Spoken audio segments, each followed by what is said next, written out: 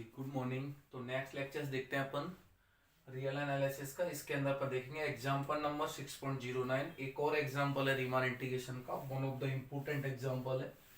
ठीक है नी, पैटर्न इसका आप याद रखना किस तरीके से अपन इसे कैलकुलेट करते हैं। तो देखो एक बार क्या बोल रहा है, जीरो से पाई बाई फोर की बात कर रहा है। जीरो से पाई बाई फोर, तो ये एक्स एक्सिस, ये वाई एक्सिस, ये ओरिजन। तो जीरो से पाई बाई फोर, तो ये मेरे पास जीरो से पाई बाई फोर, तो ये जीरो है। पहले मैं साइन एक्स और कोज एक्स का ग्राफ बनाता हूँ। साइन एक्स का ग्राफ आप लोगों को पता है, ये होता है पाई बाई टू, जीरो से पाई बाई टू। और कोज एक्स का ग्राफ यहां से लेकर के डिक्रीज होता चला जाता है और वो यहां पर आके मिलता है। ऐसा ये इस तरीके से ग्राफ होता है। एक बार दोबारा बनाता हूँ यार ये ग्राफ, 1 सेकेंड।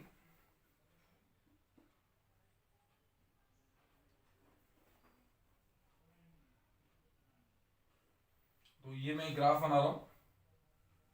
तो ये साइन एक्स का ग्राफ तो इंक्रीज होता है एंड कोज एक्स का ग्राफ इस सेम पॉइंट से डिक्रीज होता है और ये इस तरीके से आके मिलता है। ये जो दोनों वैल्यू होती है वो पाई बाई फोर पर होती है। किस पर होती है? पाई बाई फोर पर वैल्यू होती है। और ये वैल्यू क्या होती है? Pi by two. तो मुझे बात कर रहा है जीरो से पाई बाई फोर के मिड में। तो ये साइन एक्स का ग्राफ है और ये किसका ग्राफ है? अपने पास कोज एक्स का ग्राफ है।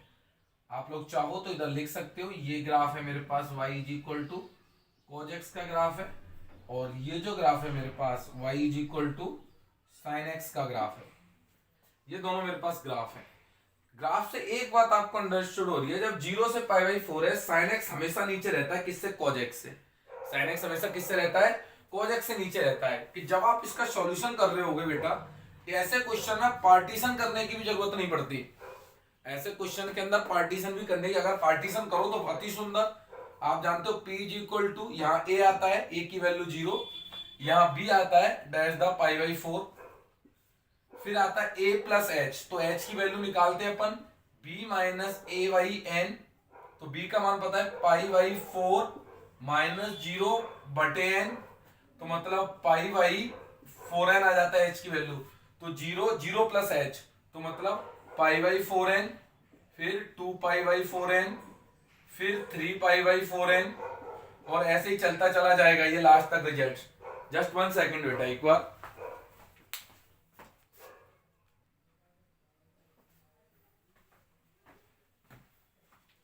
तो इस तरीके से इस तरह का पार्टीशन भी कर सकते हैं, ठीक है कि नहीं है? तो आपने देखा इस पार्टीशन करना अपन लोगों को आना चाहिए। तो लगातार 1 बाय 1 करके पार्टीशन ए प्लस एच, ए प्लस टू एच और एच की वैल्यू ये लगातार रखते चले जाएंगे। लेकिन मुझे ना यहाँ पर एक बात आप देखिएगा, कोई रिक्वायरमेंट नहीं होती। आप देखो जीरो से लेकर के पाई बाई फोर मुझे अपर चाहिए एफ एक्स डी एक्स।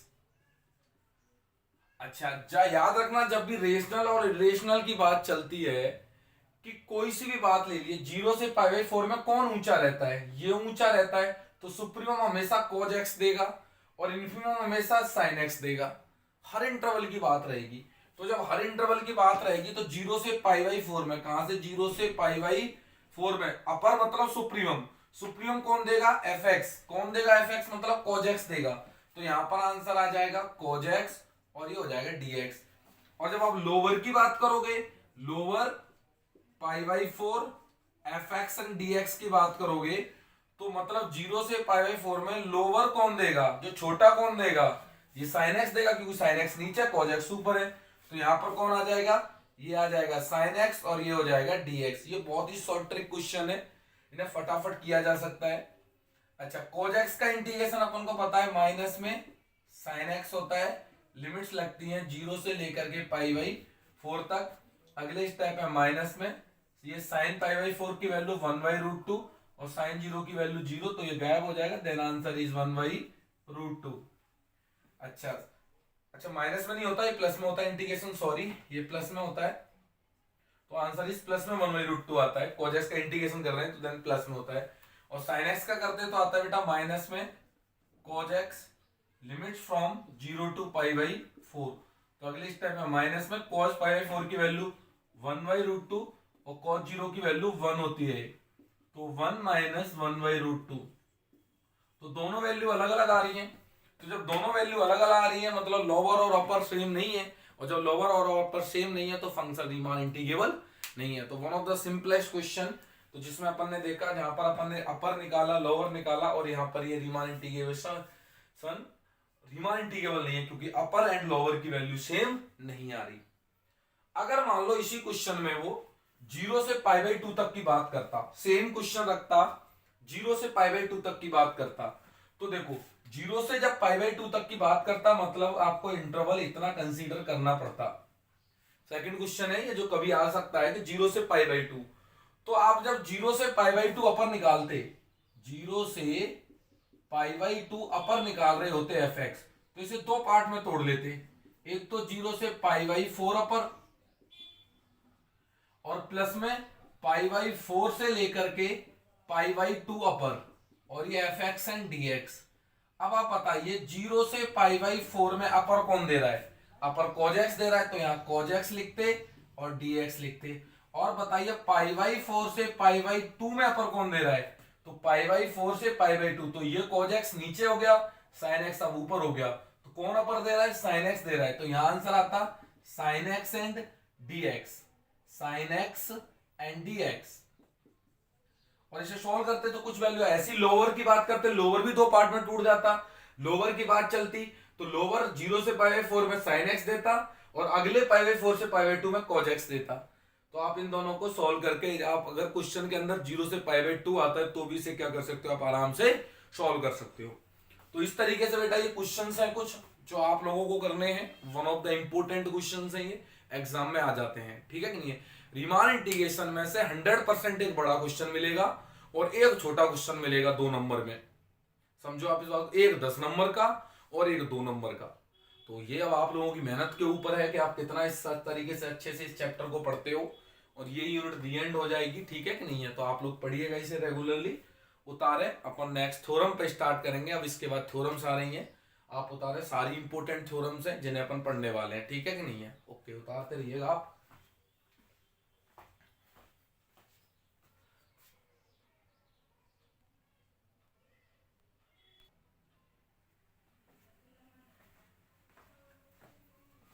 इस पीस बेटा नेक्स्ट थ्योरम देखेगा, एक और बेस्ट फर्स्ट इंपोर्टेंट थ्योरम है इसकी, very very important. Last year जो मतलब 2019 के अंदर इसका स्टेटमेंट पूछा गया था कि भाई रीमान समाकलनीयता के लिए नेसेसरी एंड सफिशिएंट कंडीशन का स्टेटमेंट दीजिए। तो पूरा स्टेटमेंट भी आप लोगों को रिमेंबर रखना है, और ये थ्योरम भी बेहद इंपॉर्टेंट है। अच्छा, ये थ्योरम का स्टेटमेंट आगे की सारी थ्योरमों में काम आने वाला है। ये इतनी खास थ्योरम है कि इसका स्टेटमेंट आगे की सारी थ्योरमों में काम आने वाला है। तो सबसे पहले देखिएगा, यदि कोई वास्तविक मान फलन f अंतराल a, b में परिबद्ध है, तो सीधी सी बात है, कोई बाउंडेड फंक्शन है जो a, b में डिफाइन है, तब सिद्ध क्या करना है, देन प्रूव दैट फलन f ये रीमान समाकलनीय होगा। कब होगा रीमान समाकलनीय, यदि ये कंडीशन सही हो, तभी और केवल तभी है। मतलब अगर रीमान समाकलनीय है तो ये कंडीशन सही हो, और ये कंडीशन सही है तो क्या होना चाहिए, रीमान समाकलनीय। समझो, अगर ये r इंटीग्रेबल है तो ये कंडीशन ट्रू होनी चाहिए, और अगर ये कंडीशन ट्रू है तो रीमान इंटीग्रेबल होना चाहिए। तो दो टाइप से ये थ्योरम है, पहला पार्ट लेके चलेंगे सेकंड तक पहुंचेंगे, और फिर सेकंड पार्ट लेके चलेंगे वापस पहले पर आएंगे। तो ऐसी थ्योरम को बोलते हैं वाइस वर्सा थ्योरम। तो जब प्रूव करोगे आप इसे, प्रूफ के लिए इस तरीके से सिंबल यूज कर सकते हैं अपन, सही है कि नहीं है। इस तरीके से सिंबल क्या कि पहला पार्ट लेके चलो, सेकंड को प्रूव कर दो। तो मान लो कि फंक्शन आर रीमान समाकलनीय है, माना फलन एफ रीमान समाकलनीय अंतराल a, b में है। मतलब इसमें क्या मान लिया आपने, इसे r इंटीग्रेबल मान लिया, और जब इसमें ये r इंटीग्रेबल मान लिया तो आप एक बात देखिएगा, अगर रीमान समाकलनीय है तो a से लेकर के b अपर fx dx का मान बराबर होगा a lower to b fx dx के, और इन दोनों मानों को कॉमन रूप से लिखा जाएगा a to b fx and dx, that's be taken as number 1। अपन को प्रूव करना है बेटा ये रिजल्ट। अच्छा, अब चूंकि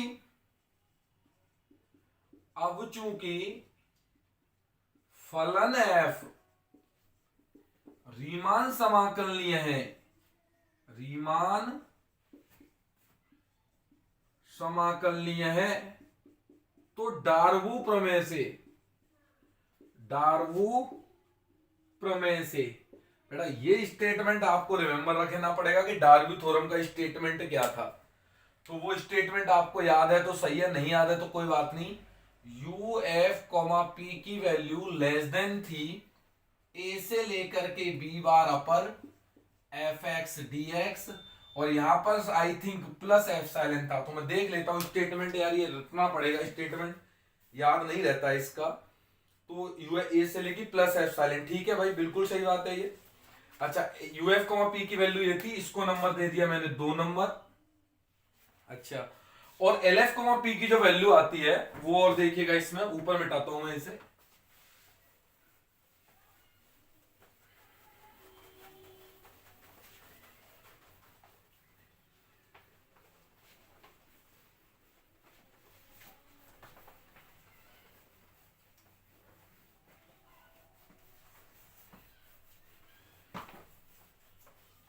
yes please. And L F comma P की जो वैल्यू होती है, and L F comma P की वैल्यू जो होती है वो ग्रेटर देन होती है A lower to B F x D X minus में एप्सिलॉन, ठीक है कि नहीं है। इसको देखो ऐसे लिख लूं क्या मैं, माइनस से गुणा करके, माइनस में, अच्छा बाद में लिख लेंगे ना, गुणा करके लिख लीजिए, क्या फर्क पड़ रहा है ना, लिख लीजिए इसे ना, गुणा करके लिख लो इसे, माइनस से गुणा कर दिया तो L F comma P is less than minus A bar to V F x D X, और एक प्लस में क्या हो जाएगा एप्सिलॉन, और ये नंबर हो गया 3। अब मैंने क्या किया, 2 व 3 को जोड़ दिया, 2 व 3 को जोड़ने पर, जोड़ दो इसे, तो यू एफ कॉमा पी में ये जुड़ जाएगा, मतलब minus L F comma P is less than epsilon, epsilon कितने हो जाएंगे, 2 एप्सिलॉन हो जाएंगे, तो ये प्लस में कितना हो गया, 2 एप्सिलॉन हो गया। ये वैल्यू ए से लेकर के B bar F x D X minus A lower to B F x D X. अच्छा, अब ये वाली दोनों टर्म्स कट जाएंगी, कैसे कट जाएंगी, एक के उपयोग से, क्योंकि इसका मान भी इसके बराबर है और इसका मान भी इसके बराबर है, तो सेम में से सेम घटाएंगे तो कट जाएगा। कहां से लिखेंगे, समीकरण 1 के उपयोग से, 1 से उपयोग करने पर, उपयोग करने पर। तो नेक्स्ट रिजल्ट क्या बच्चा देखिएगा आप, you F comma P minus L F comma P, sorry boss, you F comma P minus L F comma P is less then 2 epsilon. लेकिन आपको प्रूव करने में तो लेस देन एप्सिलॉन लाना है, तो एप्सिलॉन अपनी चॉइस के ऊपर होती थी, तो लेस देन एप्सिलॉन लाना है, तो 2 एप्सिलॉन आ रहा है, तो मैं यहां पहले ही इसे एडजस्ट कर लेता हूं, इसे एप्सिलॉन बाई 2 ले लिया, इसे भी एप्सिलॉन बाई 2 ले लिया, इसे भी एप्सिलॉन बाई 2 ले लिया, यहां पर एप्सिलॉन बाई 2 आ जाएगा, 2 से 2 कट जाएगा, तो फाइनल रिजल्ट क्या आ जाएगा, इज लेस देन एप्सिलॉन। क्यों भाई, ये एडजस्ट कर सकते हैं, पहले भी किया अपन ने ये, जहां जैसे 3 एप्सिलॉन आता तो epsilon by 3, epsilon by 3, epsilon by 3 ले लेता। तो इसको मैंने नंबर दे दिया 2, 4 नंबर, ठीक है कि नहीं है। तो ये बात तो प्रूफ होगी, you F comma P minus L F comma P की वैल्यू लेस देन एप्सिलॉन। अब ग्रेटर देन इक्वल टू 0 और प्रूव करना है इसे, वो कैसे प्रूव करोगे वो आप देखो, एक बार मैं नीचे मिटाता हूं इधर,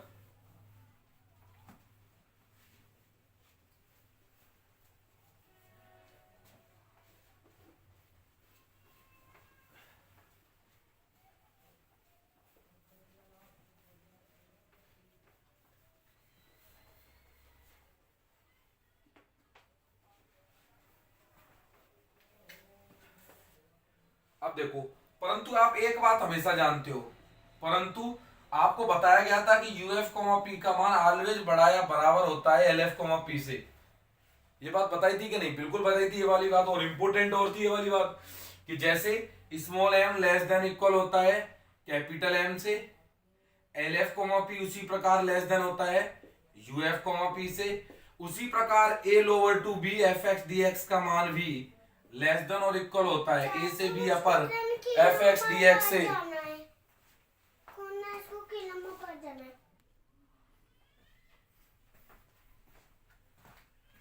यस प्लीज सॉरी। तो नेक्स्ट देखिएगा इसमें अगले स्टेप में, तो इसको मैं क्या लिख सकता हूं कि U F comma P minus L F comma P की value greater than equal to 0 हो गई। ये नंबर 5। 4 व 5 से क्या कह दिया? 4 व 5 से आपने एक बात कह दी। क्या बात कह दी? कि U F comma P minus L F comma P की वैल्यू देखो इधर किससे बड़ी है? ये 0 से बड़ी है 5 से, और 4 से किससे छोटी है? ये एप्सिलॉन से छोटी है। तो ये प्रूव हो गया अपने पास पहला पार्ट। ठीक है कि नहीं है? कि रीमान समाकलनीय लेके चले थे, ये कंडीशन प्रूव कर दी। अब ये कंडीशन लेके चलूंगा, प्रूव क्या करूंगा उसे? रीमान समाकलनीय। तो आप इसे उतारें, बहुत ही इंपॉर्टेंट है ये। बाकी अपन देखते हैं ना, उतारें आप लोग।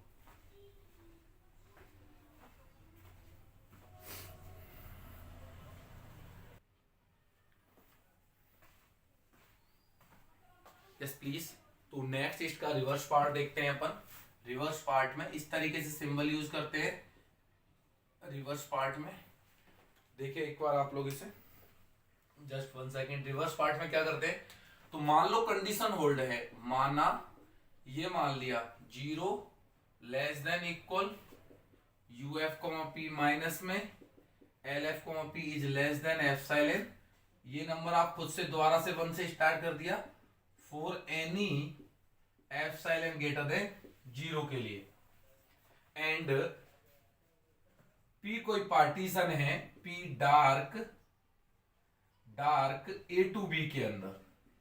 तो ये मैंने इस तरीके से ले लिया। मुझे प्रूफ क्या करना है? Riemann integration. हम सिद्ध करेंगे, क्या सिद्ध करेंगे? कि फलन A कॉमा B में रीमान समाकलनीय है, is a Riemann integrable function. तो देखो सबसे पहले हम जानते हैं कि एक बात आप जानते हो कि a से लेके b बार upper F x D X का जो मान होगा वो इन्फीमम होता है। किसका इन्फीमम होता है? यू एफ कॉमा पी का होता है। p belongs to p dark a to b। ठीक है कि नहीं है? इस तरीके से। अब आप देखिएगा इन सब में जो भी निकाला उन सब का इन्फीमम है ये, तो सबसे छोटा है ये। और जब सबसे छोटा है तो इन सब से तो सारे बड़े होंगे यू एफ कोमा पी। दोबारा सुनो, इन सब में जो भी थे U F comma P one, U F comma P two, U F comma P three, इन सब में सबसे छोटा ये आया। इन्फीमम है सबसे छोटा। तो इस सबसे छोटा जब ये है तो इससे तो सारे बड़े होंगे। तो अगले स्टेप में है कि इससे सारे बड़े होंगे। कौन बड़े होंगे? यू एफ कोमा पी बड़े होंगे ए से लेकर के B bar upper F X and D X. अच्छा, इसको ऐसे लिख दीजिएगा यू एफ कोमा पी। अच्छा सही लिखा पड़ा है, कोई दिक्कत नहीं है। इसको नंबर अपनी तरफ से दे दीजिएगा 2 नंबर। तो ये बात तो मैंने इजी टू प्रूव कर दी इस तरीके से। अच्छा सिमिलरली आप देखिएगा, सिमिलरली आप जानते हो कि A lower to B F x D X का मान सुप्रीमम होता है। किसका सुप्रीमम होता है? एल एफ कॉमा पी का, एल एफ कॉमा पी का, such that P belongs to P dark A to B. अच्छा अगर ये सुप्रीमम होता है, इन सबका सबसे बड़ा है ये। जब सबसे बड़ा है तो इससे तो सारे छोटे होंगे। तो a bar to B F x D x से ये मतलब सबसे बड़ा होगा। इन सबसे एल एफ कॉमा पी से बड़ा होगा। एक काम करो, इससे माइनस से गुणा कर दो। जैसे इसे माइनस से गुणा किया, minus A bar to B F x D x की value less than equal minus, और ये कितना हो जाएगा? L F comma P, that's we taken as number 3। अब 2 व 3 को एक साथ जोड़ दीजिए। तो यहां आप जोड़ लो 2 व 3 को जोड़ने पर, तो जोड़ दीजिए बेटा इसे। तो जैसे ही आप लोगों ने जोड़ा तो देखो क्या कंडीशन बन रही है इधर से, इसमें से इन दोनों को जोड़ा तो ए से लेके B bar upper F x D X minus A over to B F x D x की वैल्यू लेस देन इक्वल है U F comma P minus L F comma P. इसमें से ये घट जाएगा, ठीक है कि नहीं है। अच्छा आप एक से देखिएगा but you F comma P minus L F comma P की वैल्यू किससे छोटी है, एप्सिलॉन से, तो ये लेस देन हो जाएगी एप्सिलॉन से। तो फाइनल जो रिजल्ट आएगा ए से लेके B bar F x D X का मान minus A bar to B F x D X is less than epsilon. अच्छा अब आप सुनो, for any epsilon greater than zero, for any epsilon greater than zero. अब बेटा एक ऐसा कंसेप्ट अपन सीखने जा रहे हैं जो आगे की सभी थ्योरम्स में होल्ड होगा, मतलब लगेगा वो स्टेटमेंट और बेहद काम का। आप जब तक आप थर्ड ईयर पढ़ोगे तब भी वो आएगा, आप एमएससी पढ़ोगे तब भी वही कंसेप्ट आएगा। बहुत इंपॉर्टेंट है और आपको याद रख लोगे तो और भी मजे हैं उसके। अगर आप याद रख लेते हो उस स्टेटमेंट को, याद रह जाता है आपको तो और भी बहुत मजे हैं। तो मैं मिटा देता हूं ये पूरा काम, क्योंकि वो कंसेप्ट समझाना आप लोगों को बहुत जरूरी है, तो इसे अब मैं मिटा देता हूं।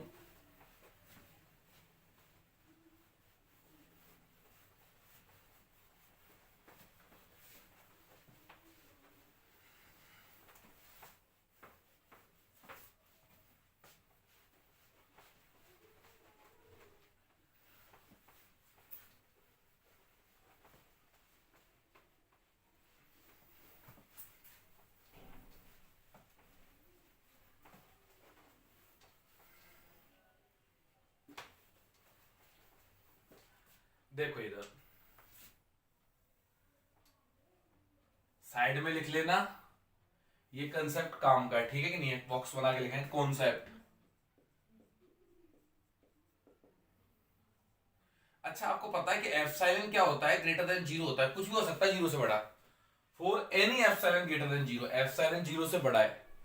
और कहीं ऐसा लिखा पड़ा है बेटा एक्स लेस देन एप्सिलॉन, और इधर लिखा पड़ा है for any epsilon greater than zero. कुछ इस तरीके से अगर लिखा पड़ा है कि x लेस देन एप्सिलॉन है for any epsilon greater than zero, तो इसका मतलब क्या है, देखो मतलब क्या है इसका, ये माइनस इंफिनिटी ये प्लस इंफिनिटी, ठीक है कि नहीं है। अच्छा इधर होता है ये zero, that's the value zero.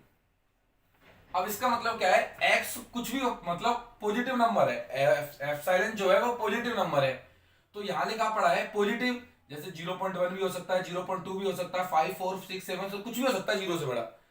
और यहां क्या लिखा पड़ा है, x हर पॉजिटिव नंबर से छोटा है, x हर पॉजिटिव नंबर से छोटा है। पॉजिटिव एप्सिलॉन पॉजिटिव होगा, जीरो से बड़ा है, मतलब 0.1 भी 2 भी 3 भी कुछ भी हो सकता है। इधर एप्सिलॉन कुछ भी हो सकता है, ठीक है कि नहीं है, जीरो से बड़ा। अब x क्या है, x जो है हर पॉजिटिव संख्या से छोटा है, हर पॉजिटिव संख्या से छोटा है, तो x क्या होगा, या तो वो जीरो होगा या जीरो से छोटा होगा। बोलो सही है कि नहीं है, x हर पॉजिटिव संख्या से छोटा है, x हर पॉजिटिव संख्या मतलब इन सबसे छोटा है, इन सबसे छोटा, तो x खुद क्या होगा, x या तो जीरो होगा या जीरो से छोटा होगा, x या तो जीरो होगा या जीरो से छोटा होगा। बोलो सही बात है कि नहीं, बिल्कुल सही बात है। तो ये एक इंपॉर्टेंट बात है, ये बात कहोगे आप इंपॉर्टेंट है ये, कि क्या इंपॉर्टेंट हो गया कि जब भी x लेस देन एप्सिलॉन आ जाए for any epsilon greater than zero, तो आप समझ जाइए x लेस देन और इक्वल टू जीरो है। तो ये हर पॉजिटिव संख्या छोटा, तो x खुद क्या होगा, या तो जीरो होगा या जीरो से छोटा होगा। तो इसके बाद ये स्टेप लिखना भी बहुत इंपॉर्टेंट है कि भाई इसके बाद आप ये स्टेटमेंट लिख पाते हो या नहीं। तो ये बात समझ में आ गई, बहुत अच्छी बात है, समझ में आ गई। पहली बात कि जब भी x लेस देन एप्सिलॉन हो, आप x less than equal to zero लिख सकते हैं। क्यों, क्योंकि x अगर हर पॉजिटिव संख्या से छोटा है तो x खुद क्या है, या तो जीरो होगा या जीरो से छोटा है। दूसरी बात और भी इंपॉर्टेंट आगे के लिए, मान लो कहीं ऐसा लिखा पड़ा है कि a माइनस बी का mod is less than epsilon for any epsilon greater than zero. अगर ये बात कहीं लिखी पड़ी है तो क्या करोगे, तो देखो इसको मैं मान लो, जैसे मान लिया ये x है, क्या मान लिया इसे x, तो तो क्या लिखा पड़ा है, x लेस देन एप्सिलॉन है for any epsilon greater than 0। और अभी बताया जब x लेस देन एप्सिलॉन है तो अगले स्टेप में क्या कर दोगे आप, x less than equal to 0 कर दोगे, ये नंबर 1 हो गया, लेस देन 0 कर दोगे इसका, और x का मान रख दूं तो mod a minus B less than equal to 0 हो गया, ये नंबर 1। बट आपको पता है किसी भी संख्या का अगर मॉड निकालते हो तो वो ग्रेटर देन इक्वल टू 0 आता है। बोलो सही बात है कि नहीं, किसी भी संख्या का जब मॉड निकालते हो तो वो ग्रेटर देन इक्वल टू 0 आता है। तो a minus B less than equal to 0 mod और ये ग्रेटर देन इक्वल टू 0 है। इन दोनों से क्या मतलब है कि a माइनस बी का मॉड बराबर 0 है, तो ना लेस देन हो सकता ना तो इक्वल होगा, और मॉड बराबर आता है मतलब a माइनस बी बराबर 0, मतलब a बराबर b। तो इस कंसेप्ट के बाद डायरेक्ट a बराबर b बोला जाता है बेटा, कि जब भी mod a minus B less than epsilon हो आप आंख बंद करके क्या बोल दो, a बराबर b होगा। कैसे आएगा, इस तरीके से, इसको x मान लो, x लेस देन एप्सिलॉन हो गया। अब लेस देन एप्सिलॉन तो लेस देन एप्सिलॉन मतलब ग्रेटर इक्वल टू 0 आ गया, वैल्यू रख दी, ये ग्रेटर देन होता है, दोनों को बराबर रख के आंसर। ये आप जितना अच्छे से याद रख पाओगे उतना ज्यादा बेटर। मैं तो कहता हूं आपको फ्यूचर में कभी कोई प्रॉब्लम नहीं होगी, फ्यूचर में कोई प्रॉब्लम नहीं होगी, कोई प्रॉब्लम नहीं होगी। और ये मैं ऐसे नहीं कह रहा कि अगर आप बोलते हो उस भीड़ से बिल्कुल छिक जाओगे आप, जो आप समझिए 50-100 बच्चों की भीड़ में कोई पढ़ा रहा होगा और आपसे तब पूछेगा कि x less than epsilon for any epsilon greater than 0 और आप तुरंत बोल दोगे x less than equal to 0, या फिर अगर a माइनस बी का मॉड लेस देन एप्सिलॉन है फॉर एनी एप्सिलॉन ग्रेटर, तो आप तुरंत बोलोगे a बराबर b। और समझ में आना चाहिए कि ये क्यों होता है। तो इस कंसेप्ट को आप साइड में उतारे, कहीं भी उतारे, आप लोग उतारे। तो अब अपन बढ़ते हैं, इस कंसेप्ट का यूज करके देखिएगा, आगे बढ़ते हैं, इस थ्योरम को कंप्लीट करते हैं। उतार लो आप इस कंसेप्ट को। अच्छा देखिए थ्योरम क्या चल रही थी मेरे पास, ये थी बेटा, ये थी थ्योरम्स के अंदर, ये यहां पर आगे थे for any epsilon greater than 0। अगर for any epsilon greater than 0 है और a minus B less than epsilon है, जैसे मान लो ये x है और x लेस देन एप्सिलॉन लिखा पड़ा है, तो अगले स्टेप में क्या हो जाएगा, a से लेके b बार upper fx dx minus a बार टू b fx dx की वैल्यू ये लेस देन और इक्वल टू 0 हो जाएगी, लेस देन और इक्वल टू 0 हो जाएगी। ये क्यों हो जाएगी, क्योंकि x लेस देन एप्सिलॉन है, तो इसका मतलब x less than equal to 0 हो जाएगी, x less than epsilon than less than equal to 0। इसे ऊपर लिख देते हैं, इसको उधर शिफ्ट कर दीजिए, तो a से लेके b बार अपर fx dx का मान लेस देन इक्वल हो जाएगा a बार to b fx and dx से। तो ये मैंने नंबर ले लिया आपके पास 4 नंबर, आप लोग उतारे इसे, मैं मिटाता हूं, है ना, जस्ट आप उतारे इसे।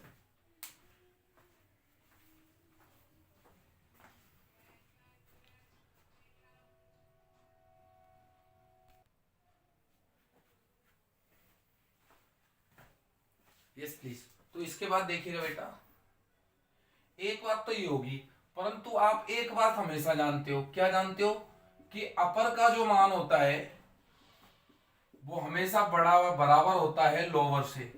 ये अपन ने पढ़ा है कहीं ना कहीं, ठीक है कि नहीं, लगातार 3 नियम पढ़े थे ये। तो अपर हमेशा लोअर से बड़ा होता है। तो 4 व 5 से एक बात कह सकते हो, 4 व 5 से कि a से लेके b बार अपर fx dx का मान बराबर आ जाएगा a बार to b fx and dx के। और जब लोअर अपर एंड लोअर दोनों सेम हो जाते हैं, इसका मतलब फंक्शन क्या हो जाता है, रीमान इंटीग्रेबल। और इस तरीके से ये थ्योरम क्या हो जाएगी, प्रूफ। भैया ये निकाल लिया, ये होता है, दोनों से बराबर कर दिया, इसका मतलब फंक्शन क्या होगा, रीमान इंटीग्रेबल। बहुत इंपॉर्टेंट थ्योरम है।